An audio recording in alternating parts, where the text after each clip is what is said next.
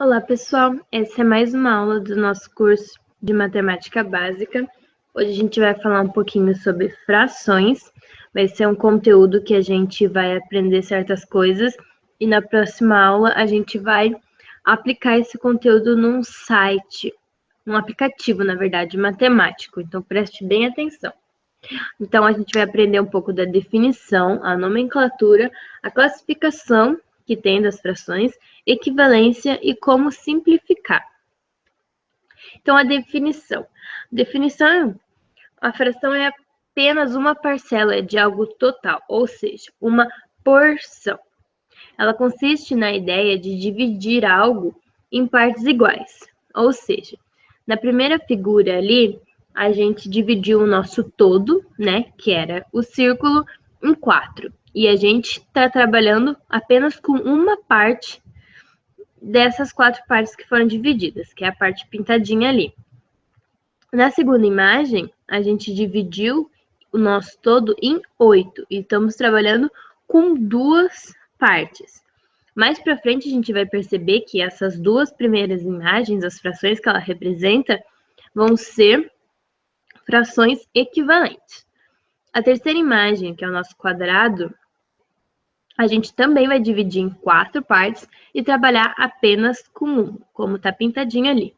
E no último, a gente vai dividir em 16 partes e trabalhar com 4, que a gente também vai ver mais para frente que essas 2 últimas frações serão equivalentes. Fração é nada menos do que o quociente. Quociente a gente aprendeu lá na divisão, que quando a gente dividir o nosso dividendo pelo divisor, o quociente ia ser o resultado dessa divisão. Só que na fração, a gente não chama de quociente, a gente não chama de dividendo e divisor, os elementos que a gente vai dividir.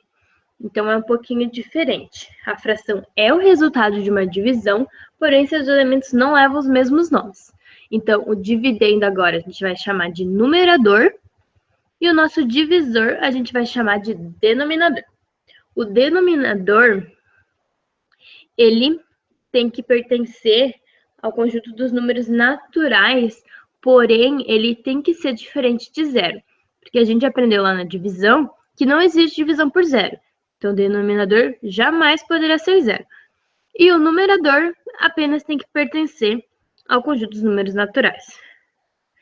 A classificação. Então, a gente tem 3 classificações: fração própria, imprópria e aparente. Então, vamos por parte.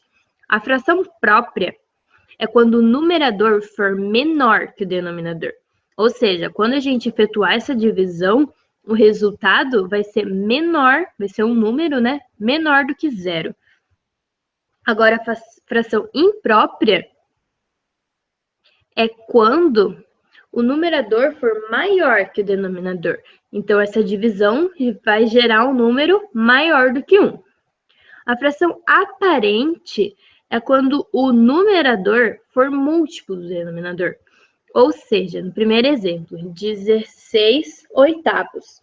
Então, o 16 é um número múltiplo de 8, porque na tabuada do 8 aparece o 16.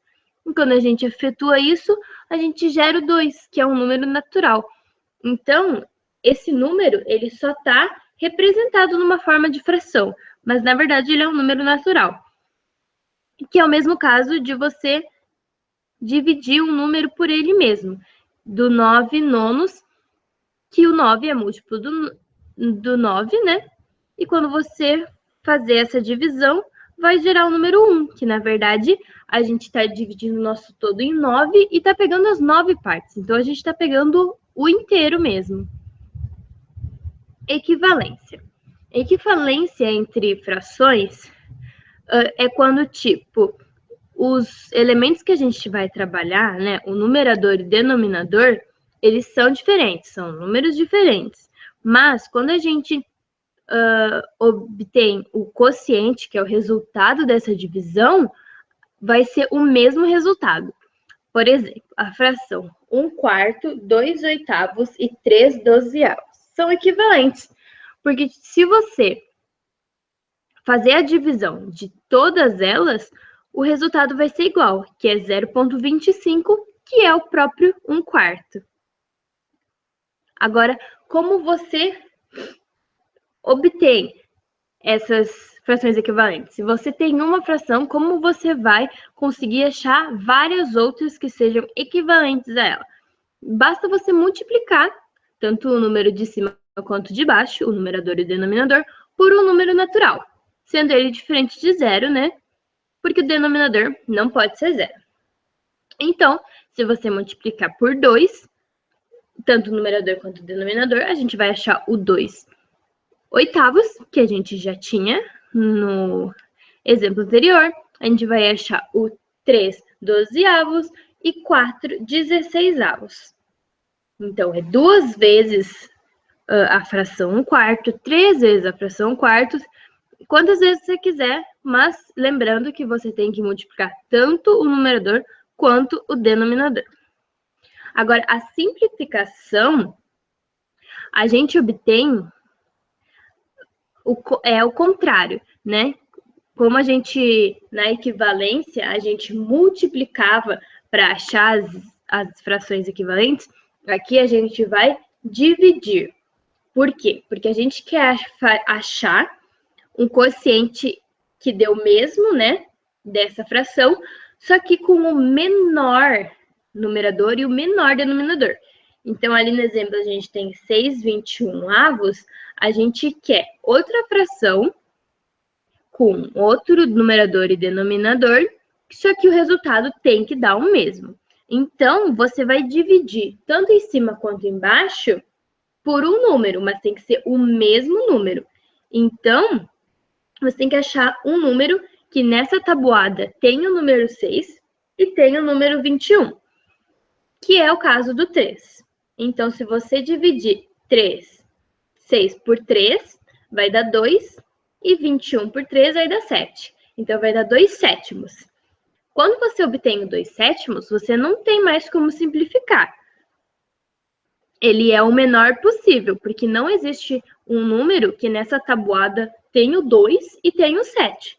Então, a gente chama de fração irredutível. Não tem mais como reduzir ela, ela já está no máximo da redução. E aqui é alguns apoios didáticos para vocês. São 2 sites muito bons e uma videoaula. E essa foi nossa aula. Espero que vocês tenham gostado.